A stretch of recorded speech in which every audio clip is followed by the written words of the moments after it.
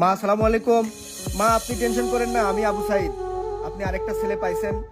আল্লাহ পাক আমাকে বিদেশে রাখছে, আমি দেশে যেয়ে আপনার বাসায় যাব। বিদেশ থেকে আমি প্রতি মাসে আপনাদের দেখভালের জন্য যা খরচ, ওই যে বাবা বলছিল না একটা টিভিতে যে ওই টিউশনির টাকা দিয়ে আপনারা চাউল কিনে খান, ওই চাউল কেনার টাকার আর টেনশন করা লাগবে না, ঠিক আছে?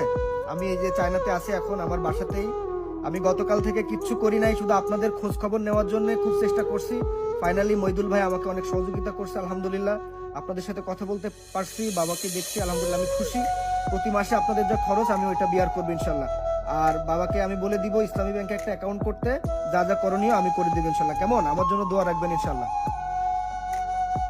আর ওই যে যে ভাই আপনার বাসায় গেছে ওনাকে আপনাদের নাম্বারটা দিয়ে দিবেন। আমি পরে ডিরেক্ট আমার ফোন নাম্বার দিয়ে আমি কল দিব। আমার ব্যক্তিগত চায়নার নাম্বার আমি দিয়ে দিয়েছি, এই নাম্বারটা আপনাদের কাছে রাখবেন, আমি ওই নাম্বার থেকে কল দিব আপনাদের।